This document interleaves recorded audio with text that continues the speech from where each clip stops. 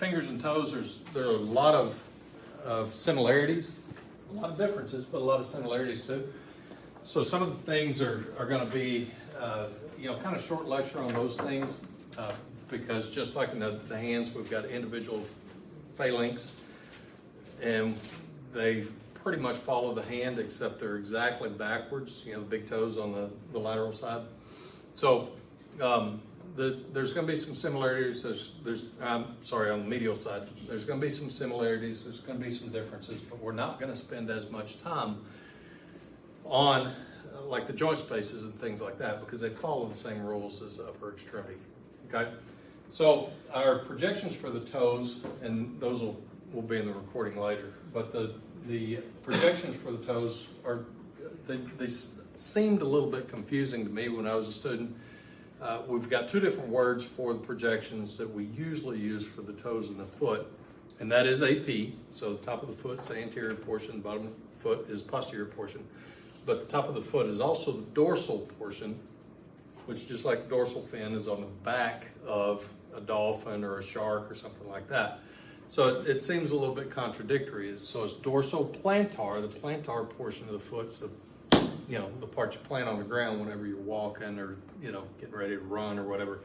So dorsal plantar and AP are the same thing. Okay, so that is our AP projection. So that's for toes and feet both. But we're never really going to shoot just a straight AP. Our foot is a very wedge-shaped structure, right? And some people more wedge-shaped than others. I've got a couple of grandkids, and their feet are like cubes, right? They're really, really thick, and they got little bitty tiny toes. But most adults have a bit of a wedge shape, but other people are very flat-footed. Okay, so there's going to be some obvious differences, but they're still going to be wedge shaped. So knowing what you know about joint spaces and what we talked about on oblique and lateral fingers, how do we see open joint spaces? Our central ray has to be parallel to the joint space, perpendicular to the anatomy and to the joint, but it has to go through the joint space. So since we're on an angulation, what we have to do, since we have a wedge-shaped structure, what we have to do is we have to angle our central ray. So our AP is not truly going to be AP, it's going to be an AP axial, right? So it's going to be AP axial. And that's one difference between hands and feet. The other difference is that consider whenever you get up you're walking barefoot. You don't have to get up in the middle of the night, but you get too close to a table leg and you kick the table leg. Where does your foot hurt? Can you pinpoint exactly where the pain is in your foot? Not really, you just know it hurts, right? So one other difference that we're going to do between hands and feet, instead of putting our central ray to the proximal interphalangeal joint, we're going to put it a little bit more proximal, and that's going to be to the metatarsal, not metacarpal, but metatarsal phalangeal joint. Okay, so our central ray is going to be angled. For the toes, it's going to be 15 degrees cephalic to the metatarsal phalangeal joint. The third difference in toes and fingers is that in most of all the hospitals I've ever worked in, where we would do individual fingers, you won't do individual toes. So if you get an order for a toe, it's not going to come to you like, fifth toe. It's going to come to you just as toes, which means you got to shoot them all, right? So three significant differences. It's not just going to be AP. It's going to be AP axial. So that angulation, we're going to center more proximally at the metacarpal phalangeal joint, and you're going to include all of them. Okay? So that's our APs essentially. Still got collimate.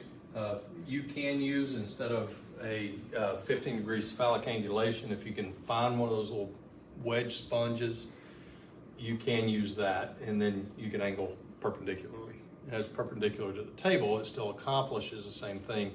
You'd put the toes up on the sponge so the toes would be elevated. Either way, I've seen exactly 0 people do that. I've done it exactly 0 times. It's just so much easier to use the angulation. I did miss this. This is, your public service announcement. Put gloves on before you touch somebody's feet. You don't know, well, for the obvious reasons, feet are just grody. That's number one. But whenever a patient has diabetes, sometimes what they get is diabetic neuropathy, which means one of 2 things. Either their extremities hurt all the time, and so a little extra pain, they just can't tell the difference between them, or possibly they've completely gone numb and they can't feel them at all. So what you don't want to do is to walk into a patient's room or an ER room or whatever and start to manipulate the feet, put your hand up under somebody's foot, and then find that they've got an infection on the bottom of their foot. It's too late at that point. You got it on you, right? So go ahead and put your gloves on. If your hospital protocol is not to wear gloves with your patients, put your gloves on, right, before you touch a patient's feet. Then once you determine whether or not the patient's got an open wound, then you can do something different. Okay, so the AP is the AP. Our obliques, typically for the entire foot and the toes, are going to be internal oblique. Certainly if your toes are injured on the lateral side, you can do external oblique, but just going ahead and talking about the foot as well, most of the time we're going to do internal oblique. It's just easier. Now I want you to pay attention to what happens as I roll this foot up. So you can see that you've got an obvious angulation on the toes, right? They're kind of drooping down towards the toes. But as I oblique up, I want you to pay attention to what's happening on the lateral side. What happened to them? They raise up and they become more parallel. So where you need that 15-degree oblique for the foot and the toes, for the AP, you don't need it for the oblique, because as we oblique up, that great toe, the big toe, is not going to pit, it's not going to change a whole lot, but the rest of the foot is going to become more parallel to the image receptor, which means if you leave that 15-degree angulation on the tube, you're going to close up the joint spaces, right? Which is the purpose for that angulation on the AP. You close the joint spaces on the oblique, okay? So take the angulation off for the oblique. The angulation only applies for the AP, all right? So internal oblique, and what we're going to learn in your sophomore year is that your obliquity, your degree of obliquity, is going to be determined by the patient's foot. So if you have a patient who's very flat-footed, then your degree of obliquity is only going to be about 30 degrees. For now, we're going with 45. Okay, so again, we're back to 45-degree oblique. All right, so the difference between toes and foot was obviously collimation, right? But with the foot, your central ray location is going to be the base of the third metatarsal, so, midway of the foot. We're going to use a 10-degree cephalic angulation for the foot. We use 15 for the toes. We're going to use 10 for the feet, okay? And certainly include the entire foot. One other consideration that might still be registry testable, it really doesn't apply anymore, just full disclosure, is the anode heel effect. Has Amy talked about the anode heel effect at all? Okay. Okay, so the intensity of the X-ray beam changes between cathode and anode of the X-ray tube, end of the X-ray tube. So the cathode end has a greater intensity, higher output, right? Anode end, lesser. So since we've got a wedge-shaped structure where we've got a fat foot back here and skinny toes down here, we want to put the most intense portion of the X-ray beam back here, which means we're going to put the cathode towards the foot and the anode towards the toes to utilize the anode heel effect. Now, the reason I say that it really doesn't apply all that much anymore, the science behind it still does work, but our computer algorithms in our image creation have been dialed in well enough that you just don't see that much of a difference anymore. If you shot, a foot utilize an anode heel effect, and then going against the anode heel effect and compare the two, you might see very, very small differences. So are you going to get in a twist about switching a patient around on the x-ray table if they land on the table in a way that doesn't utilize anode heel effect? And they're a difficult patient, the answer is no. You know, just press on. You're not going to see all that much of a difference anyway. Okay? But for the test and for the registry, where do you put the toes? Under the anode end of the x-ray tube. Cathode end, over the heel. Okay? Utilize the anode heel effect. All right, so any questions on AP toes, AP foot? Oblique toes? Y'all are all good? Yeah. Cathode. The heel is over the cathode. The intensity on the anode end of the x-ray tube is lower. And so since we have fewer x-rays, we want to put those over the toes because toes are thinner. Yeah. That's your anode heel effect. Anything else? Okay, so again, we're going to talk about some conceptual things versus some things that you're actually going to do for the lateral. You're going to see test questions in your registry review book, in your De Angelis, whatever, that say that you can more consistently get a good lateral foot with the medial side down. Okay, medial side being the inside of the foot. And the theory behind it's very good in that, you look at your own foot and that outer portion over here is real thin, right? So you lay your patient down with the lateral side down, and especially if you don't pull their toes back, they have a tendency to supinate their foot. So you don't get a good lateral, right? If you pull the patient's toes back, that helps. But with the broad side of the foot down, the wording on the question all the way through the registry, if you happen to see this, is you more consistently get a good lateral with the medial side, closest to the image receptor. So part of that's perceptional, and the reason I say that is because if you consider the size of your toes and your metatarsals, which one's the smallest one? I don't mean shortest, but smallest diameter-wise. The little one is the thinnest one, right?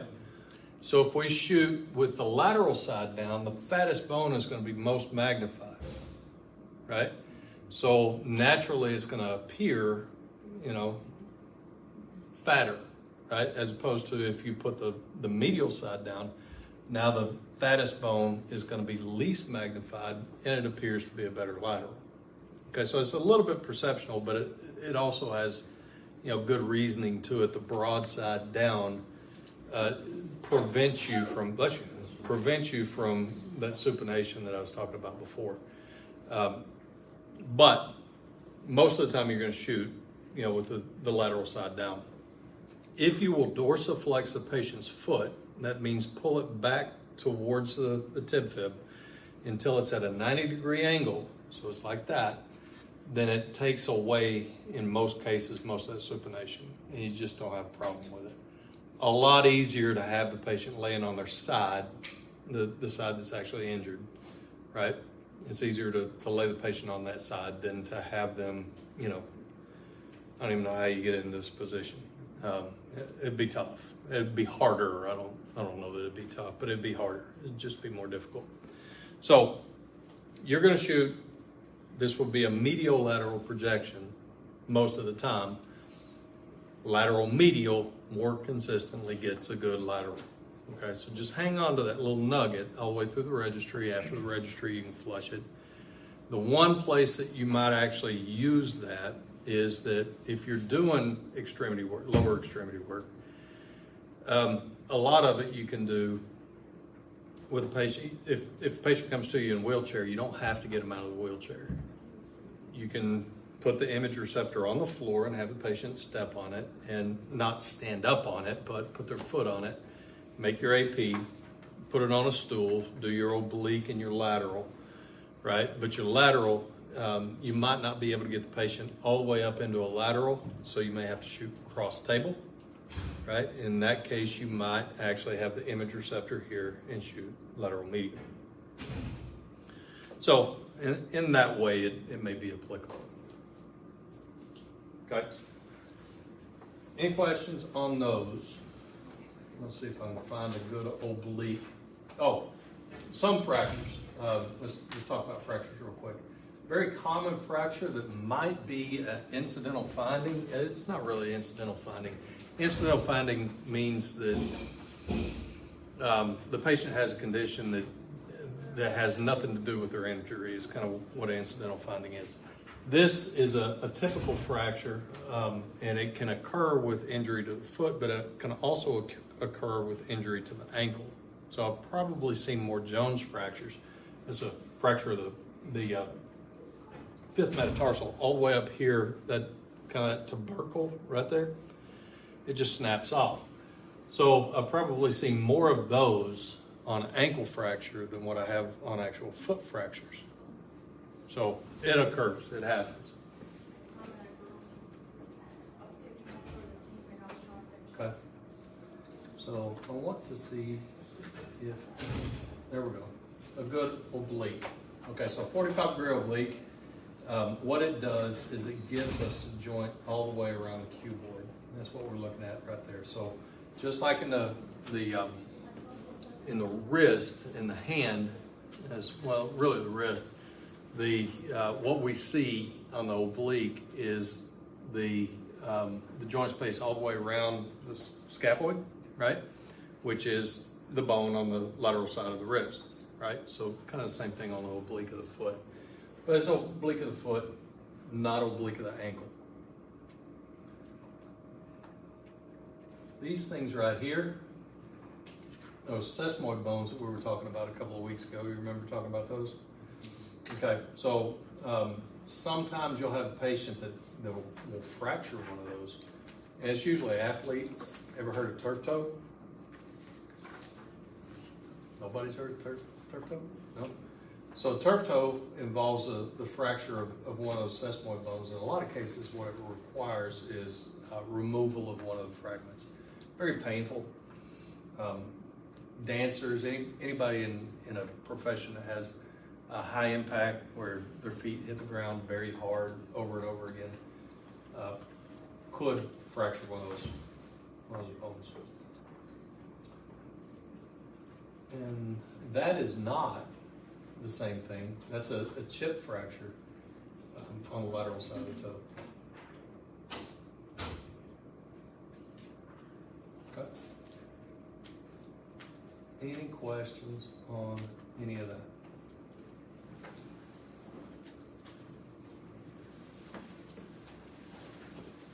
So a relatively common fracture is a fracture of the calcaneus. It's a heel bone. All right. So if somebody falls from a height and they catch themselves on their feet, that could be a fracture of the heel. And the thing with a heel fracture is a few things. One is that sometimes they'll have fracture lines going in multiple directions, and it requires surgery to fix it in most cases. I think I've only ever seen one heel fracture that they didn't do surgery on. And the guy was on a ladder got out from under him, he fell on the driveway, he was hanging Christmas lights. He fell on the driveway and broke both heels. One required surgery and the other did not. So we have to be able to visualize it. The problem with a heel is that on the AP of the foot, it's going to be covered up by the ankle, right? Lateral, we can see it pretty well, but we can't get a good AP of it. So what we're going to do is an axial, and how we're going to accomplish it is by having the patient pull their toes back until the foot forms a 90-degree angle with the leg, and we're going to shoot up into the bottom of the foot like so. Now, getting the patient into this position, if the patient can perform this, is a pretty good indication the patient does not have a fracture of the heel. And I say that because the Achilles tendon plugs in right there, okay? So as you pull your toes back, what do you feel? They feel the stretch. Yeah, your calf starts to stretch, so you got some pressure on it. So if the patient truly has a fracture of the heel, they're going to be very hesitant to pull their toes back. So if we have a patient that truly has a fracture, so our angulation is going to be 30 degrees. We'll look at that here in a second. 30 degrees towards the head, kind of, sort of. And if they can't dorsiflex their foot enough, then as their foot comes down and is pointed, then we're just going to increase our angulation. Does that kind of make sense? Okay, so just going to increase that angulation to compensate for it. And what we want to see is the joint space here, and we want to see the entire calcaneus.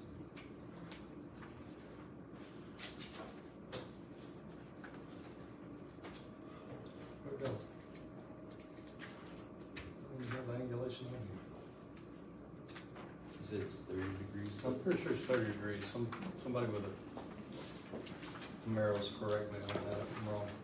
40 degrees. Sorry? 40 degrees. Okay, thank you.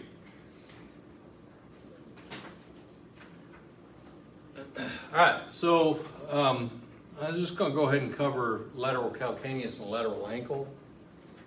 In the same context, I covered lateral foot because positioning is identical on all three of those. The only difference is central ray location and collimation.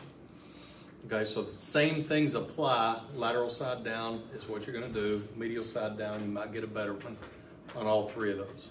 Okay, so central ray location and collimation. With a foot, it's going to be to the middle of the foot. With a calcaneus, it's going to be just distal to the medial malleolus. So that's, you remember, club-like bone. So that's your medial, that's your lateral malleolus. And again, you'll hear people refer to it as malleolus sometimes. So it's going to be just distal to the medial malleolus. You collimate down to a small area. The only thing that you're looking for is the calcaneus itself. You're not looking for the entire foot. So, you can just collimate down to just the calcaneus itself. Some other things that you might see on a calcaneus is just different ossifications. So a patient comes in and they complain of heel pain, plantar fasciitis, very common. You might see a patient where what we've got here is normal tuberosity, and you might have a growth of bone off of that. We refer to that as a heel spur. All right, so it's very sharp. If you find yourself in a situation where your feet hurt on the bottom a lot, mine do a lot, and it comes to a point where sometimes I'm walking along. If you ever see me just stop dead, start digging in my pocket, what I'm looking for is a wrap-around arch support. These are lifesavers. I can't ever tell when my heel's going to bother me, but when it does, I can't walk. So I'll stop, I'll put one of these on, 2 steps later, I'm fine, okay? So plantar fasciitis is, some of y'all are gonna run into it at some point in your life. These things, they're called Pedifix, P-E-D-I-F-I-X. Amazon, I think it's $7 a pair, something like that. They're worth $1 million, okay? So put it in your cart and then save it for later. Some of y'all are gonna need it, all right?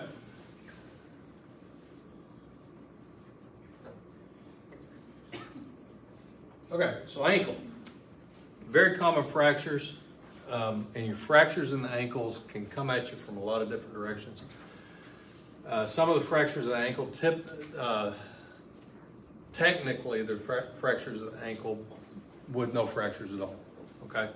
So, and just like in the forearm, our fractures of the ankle don't involve the ankle bone. So this is a bone we refer to as the talus. Talus is going to be fine. And most of your fractures are going to involve the distal portion of the tibia and fibula. Okay? So common fractures would be where we've snapped off the medial malleolus. So this thing has broken off. So it's, just hanging a little bit. And what they'll do is they'll put a screw up into the bone, and the screw will go through the very point of the malleolus.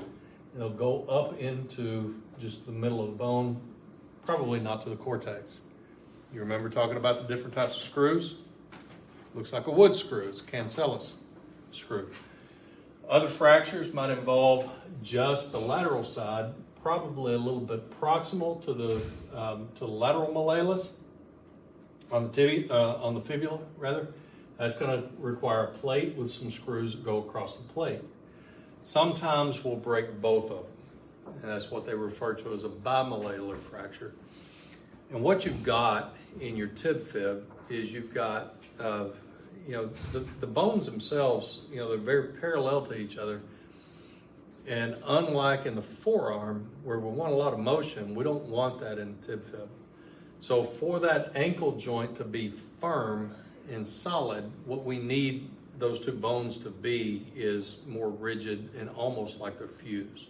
You remember the word syndesmosis? No? It was in the vocabulary one, or the terminology one. So what we've got is a syndesmosis, which is kind of like a soft tissue fusing. The two bones are not fused together, but imagine it's kind of like a compression sock that just goes up through the bones themselves. So you got this tissue that holds these things pretty firmly. There might be a little bit of motion, but for the most part, there's not going to be much. The syndesmosis keeps those bones where they need to be so that the ankle and the knee are stable. Whenever we have those fractures, sometimes that syndesmosis will be destroyed.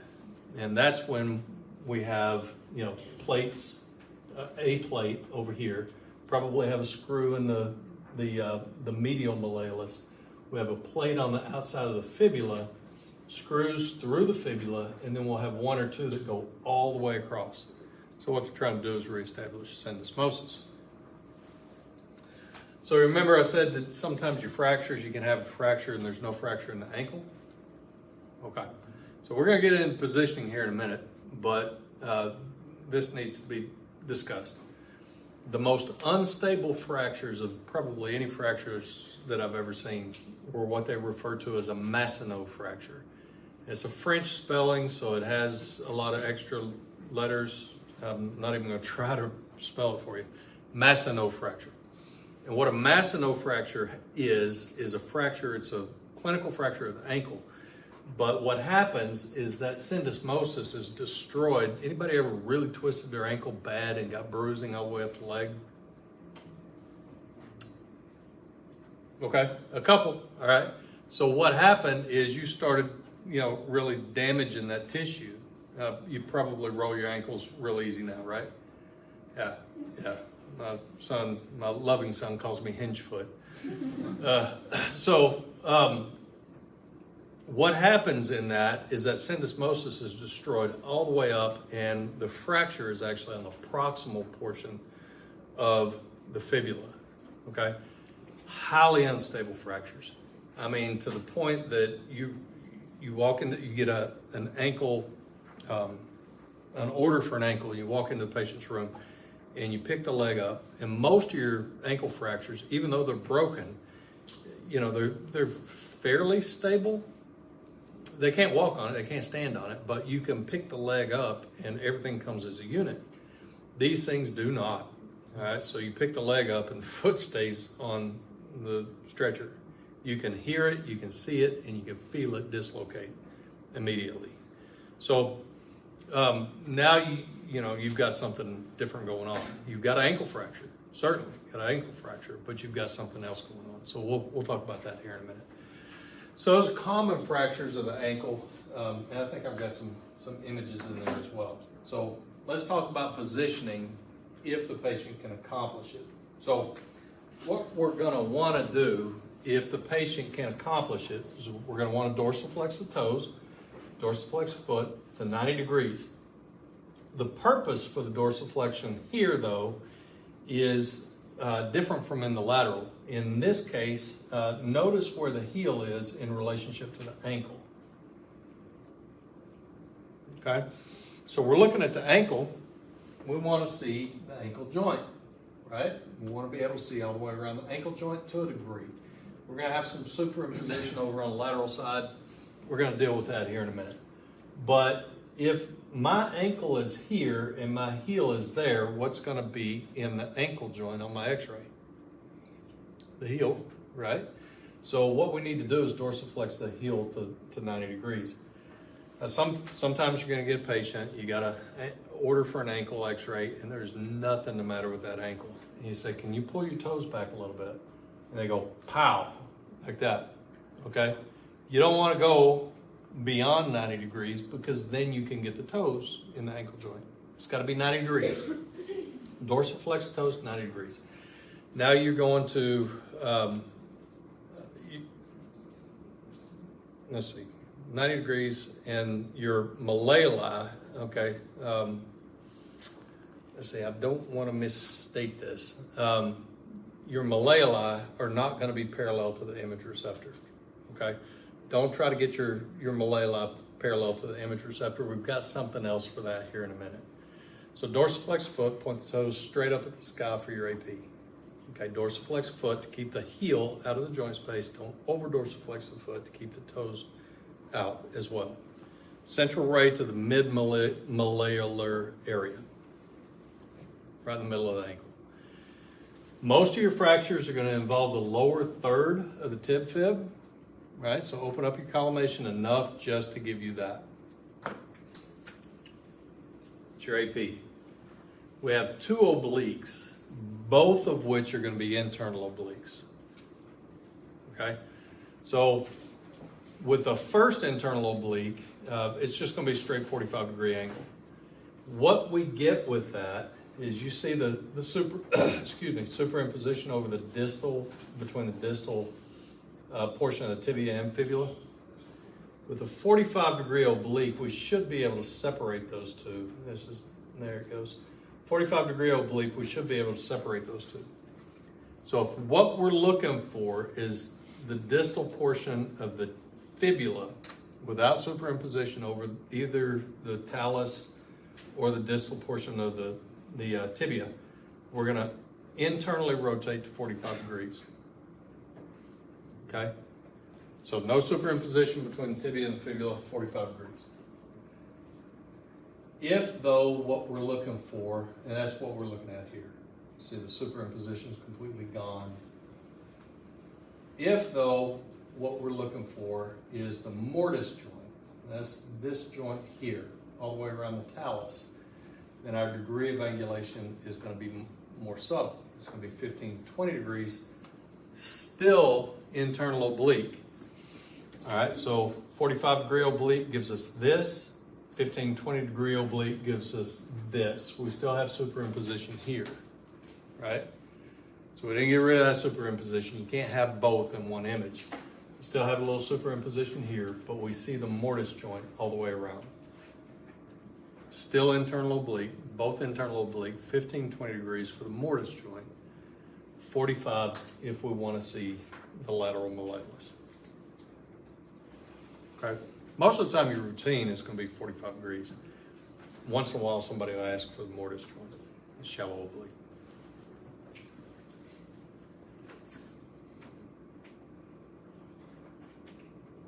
And it's all the same centering for ankle, just middle ankle. Just right in the middle of the ankle, yeah. No, the lateral, again, is just going to be central ray to the, if you're shooting medial lateral to the medial malleolus. So again, central ray location collimation, make sure that you include the lower third of the tib fib, right? Because that's where most of your fractures are going to be. Now, back to the Masseneau fracture. You walk into the patient's room, and I've only seen this twice, Masseneau fracture. I've only seen it twice, but both times were exactly the same. Walk in, pick up the leg, and the ankle immediately dislocates. And I've only seen that happen with the Masseneau fracture. You might, get with the ER doc and say, hey, I think you got something going on here. I think maybe we need to at least take an AP of the leg, the entire leg. If it dislocates that easy, 99% will guarantee you got a Masseneau fracture. It's going to be rare, but you're going to see it sooner or later. And it's always going to be the case when it's that unstable. So, you know, you can put the leg back down. If you've got a good relationship with your ER doctor, he's not even going to question you, or she, whatever. They'll probably just tell you anytime you see that, just go ahead and shoot a tib fib. But if you don't know them that well, then what you might want to do is go to them and say, hey, I think we need to take a look at this. Okay, so that unstable is probably more than just an ankle fracture. Probably a lot of soft tissue. They're going to be in cast probably for 6 months.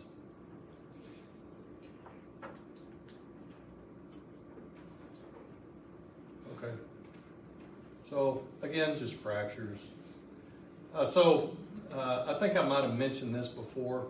I've heard this referred to, and I cannot find it online or in any textbook, but somewhere somebody called this midnight fracture. You get up in the middle of the night, you kick a nightstand, and you break your toe.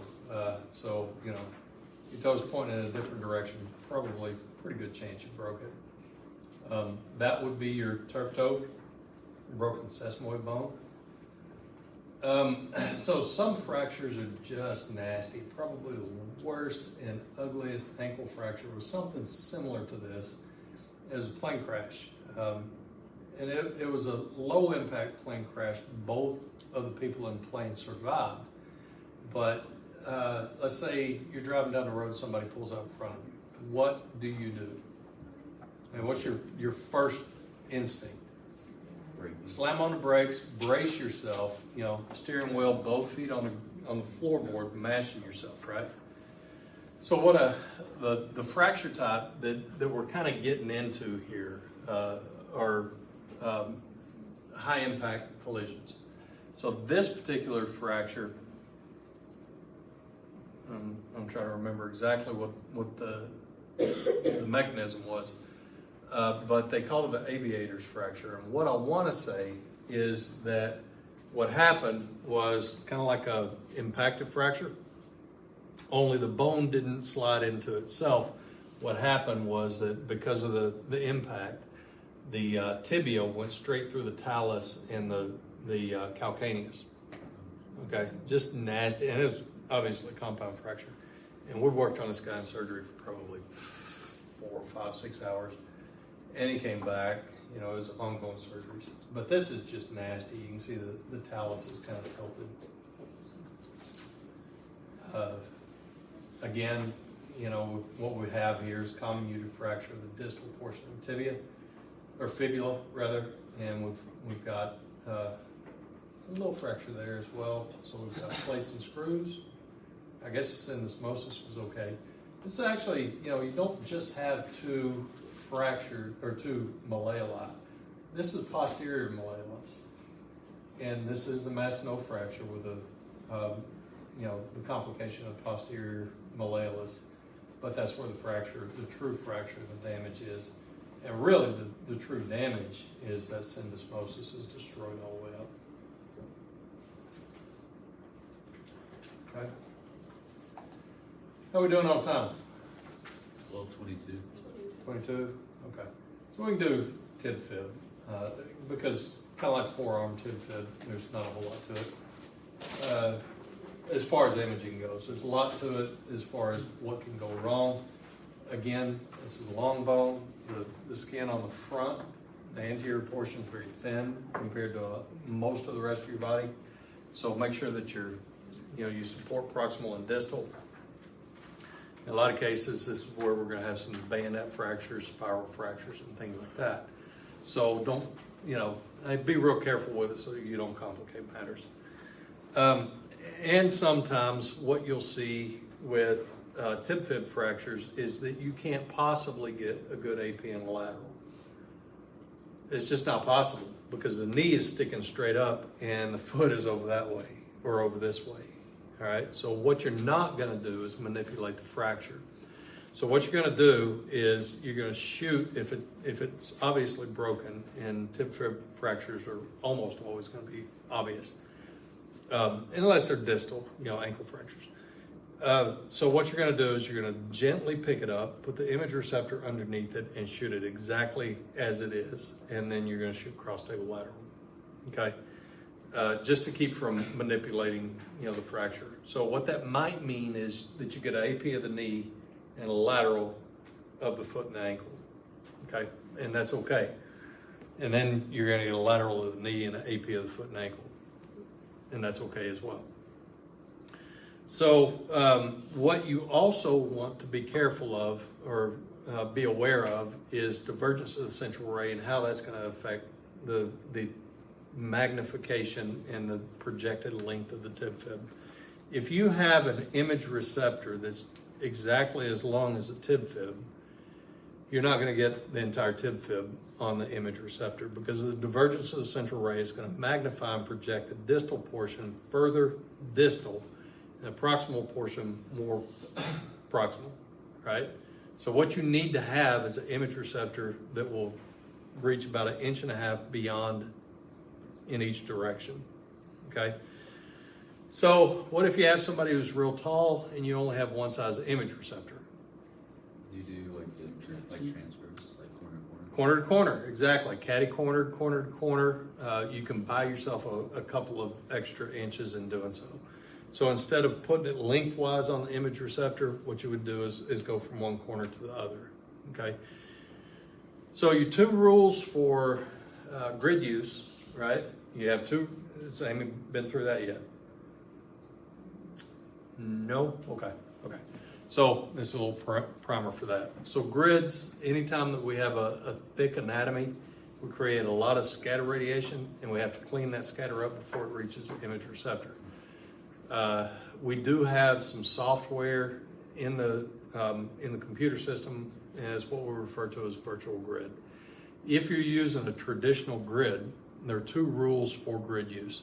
One is that if you're x-raying something over 10 centimeters or over 70 kVp, in both of those cases, you create so much scatter radiation, you need to use a grid. Okay, so Amy will go over that. We're not to 10 centimeters yet. 10 centimeters is about shoulder size. If we were just shooting the tib fib, you could get away with not using a grid. Once we get to the knee, it could go either way, okay? So these can be done, everything that we've talked about today from the knee, from tib fib down, can be done tabletop, image receptor on top of the table, or at least remove the grid from the bucky tray, okay? The flip side to using the grid, and Amy will talk about this too, is that, it does great for cleaning up scatter radiation and making that image better. But what it also does is it takes patient dose and it increases patient dose a lot. So we have different grid ratios. Amy will talk about that, and that's just construction of the grid and how efficient it is at cleaning up that scatter radiation. A common grid ratio is 10-to-1. And she'll talk about what that means. What you need to know just today is that a 10-to-1 grid increases the patient dose by 3 to 4 times. Okay? So what that means is that if you don't need to use a grid, you don't use a grid, right? So in the upper extremity from shoulder down, you don't need a grid. Lower extremity from knee down, you don't necessarily need a grid, right? Pediatric patients on either one of those, you don't need a grid. Okay, so Amy will go through that in imaging in the intro much more deeply than that. Any questions? Because I think we're pretty much out of time. Yeah. For feet and for the foot and ankle, do we need to know like the weight bearing? Oh, thank you. Yes. Yeah. Okay, so weight bearing feet. And the projections are essentially the same. But what you need to know about weight bearing feet is that we get stuck in our mind weight bearing. You need to hand the patient something, right? Kind of like shoulders and AC joints. The patient's weight is the weight bearing, so it's just doing it upright. A lot of our clinical sites do weight bearing feet, and what we're looking for on weight bearing feet is flat-footedness. So we're evaluating the longitudinal arch. In your foot, you have 2 different arches. You've got a longitudinal arch here, and you've also got a transverse arch that goes this way. With weight-bearing feet, what we're going to do most of the time is just do a lateral. Some of our clinical sites, especially the clinics, do weight-bearing feet as a routine in AP and lateral. And that's fine, but, according to the traditional weight-bearing feet, truly weight-bearing feet, if you're just evaluating that longitudinal arch, it's going to be laterals. And what we're looking for, again, is how flat-footed the patient is. Okay? So upright, bilateral. And some of your clinical sites will have a special box that the patient stands on. It's got a slot in it that you put the image receptor down into. So you take one, turn the patient around, take the other. Okay, thanks. Central ray on tip fib is just middle. Middle of the tip fib. Yep.